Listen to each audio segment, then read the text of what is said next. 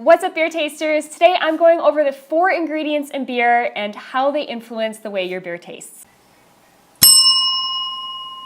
Hey guys, I'm Dani and welcome back to another episode of the Libations Academy. And of course, if you're new here, welcome. So this month we're learning all about different beers and stuff, just basics of beer. And so today's pretty important because if you know the ingredients that make up beer, you're gonna understand where the flavors and aromas in your beer are coming from. So the 4 ingredients that make up beer are malt, hops, yeast, and water. So let's take a look at malt first. So malt can be described as any grain used in beer. Now barley is the most common because barley is just the best grain. It's got like the best husk and everything to use in brewing, but really you could use any grain.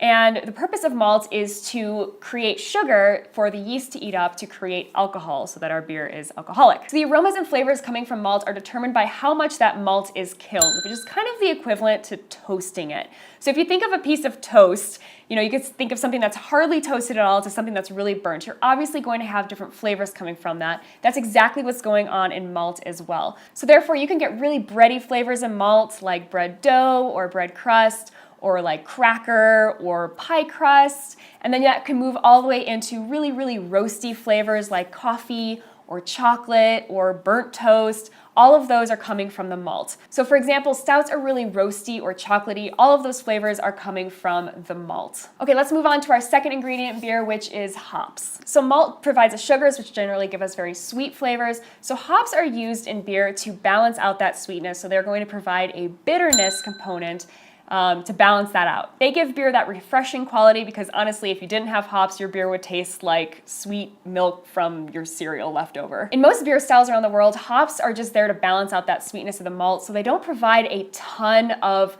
aroma and flavor. It's a little bit more subtle, and usually these hops will give like an earthy, floral, herbal components, sometimes even minty. But here in America, our hop varietals are much stronger, so they really dictate what our beers are going to taste like. So hops coming from America will give more of a citrusy, piney, almost resiny character to beers. So if you're new to beer and you really don't like that crazy hoppy characteristic from American ales, go over to Europe and try beer styles from there because the hop character is a lot more subtle. Let's move on to ingredient number 3, which is yeast. Now yeast is one of my favorite ingredients to talk about because it's often overlooked, but it contributes some of the best aromas and flavors to some styles of beer. As I mentioned earlier, yeast is responsible for making beer alcoholic, so it eats up the sugars from the malt and creates alcohol, and it also creates some other byproducts called esters and phenols. Now don't get too nervous here, these are just normal beer terms. But esters provide a really fruity component to our beer, and phenols will provide more of a spicy component. Finally, our last ingredient is water, which is really important, of course, because it makes up 90% of beer.